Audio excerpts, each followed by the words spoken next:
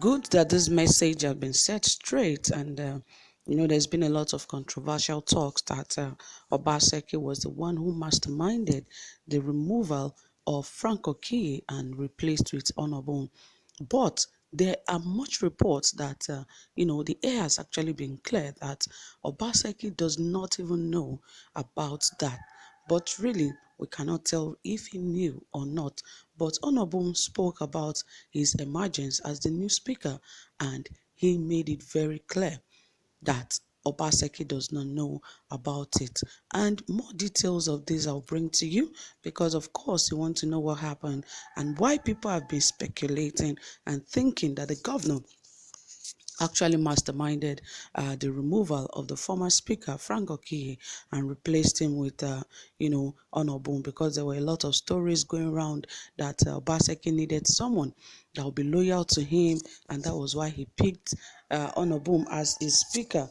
But he said no, that was not the reason, because the house is a ruling place, not just a place where anybody can just, pick who they want and who they do not want. And he made it very clear. Anyway, more details will be here shortly. But before then, my people, ensure you hit the subscribe button and don't forget to give this video a thumbs up, and also turn on your notification bell so that anytime we drop a new video, you will be notified. And of course, this is Saffron Media, where we give you trending, exciting, reliable, and authentic happenings. So this is where you should stick, and ensure you help us share our videos with your friends and your family. Yes, it says right here that the Speaker, Edo State House of Assembly, Mr. Marcos Onobun, has said Governor Godwin Obaseki had no hand in his emergence as Speaker.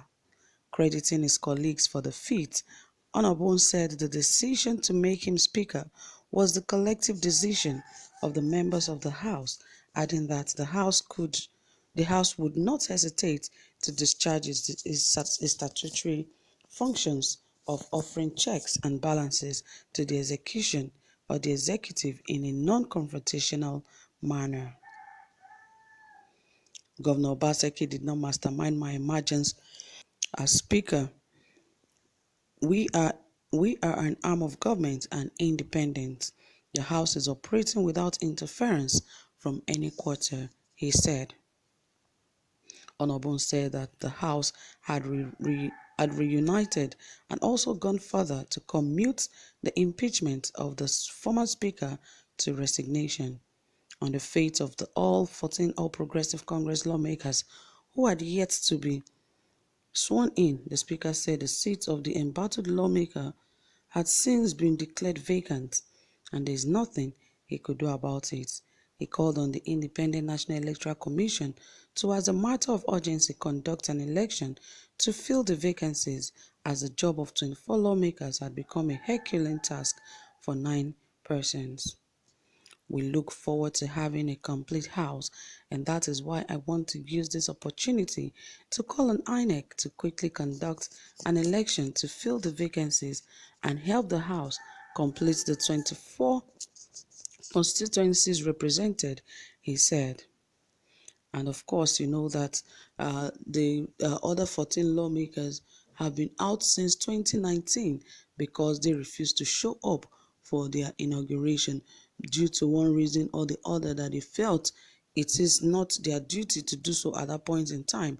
They never showed up for the inauguration, and that has affected. And I remember that the former speaker, Frank Okiye, already made those seats vacant because in his ruling, before he was impeached as a speaker, he actually said there is nothing he could do about it but just to make the seat vacant and allow those people to run an election again. And if they are picked by their constituents, then they will be put back in office and inaugurated and also sworn in.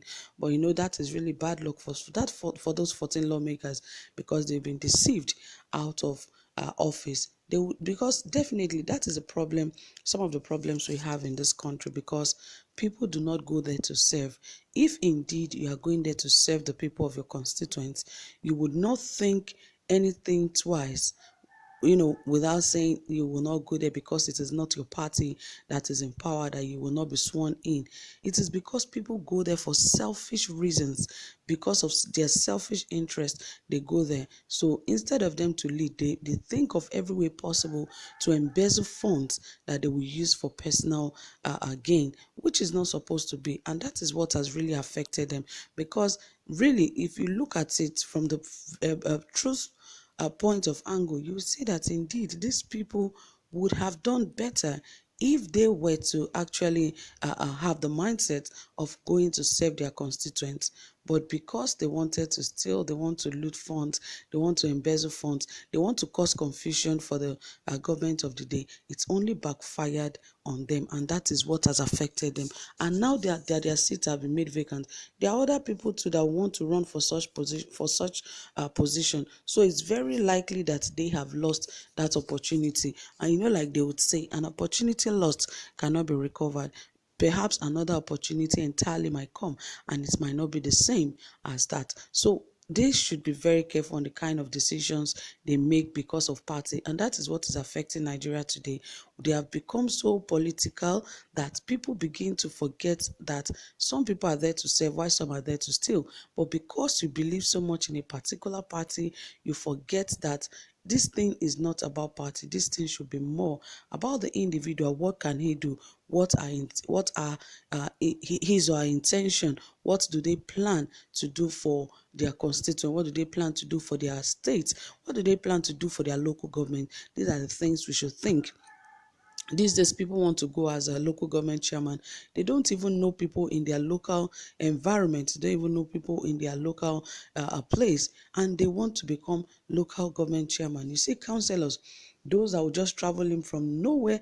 They don't know anybody. You see them being taken as councillors, and the next thing they are doing is just to occupy offices and swallow money, eat money the way they want, and embezzle all kinds of funds in those little office that are supposed to be functioning to help the people of that locality. But no, that has always not been the case. They do these things for their selfish and personal gain, because they believe the politics in Nigeria is dirty. The politics in Nigeria is not for the light-hearted. It's for the faint. It's not for the faint-hearted. It's for those that are strong. What have we turned politics into? Are you trying to say those with a pure heart cannot do politics? Because that is what we have turned Nigerian politics into. But I hope that all of this will change really soon, because a lot of things are already happening in Nigeria today. And we hope that some of these things will actually turn.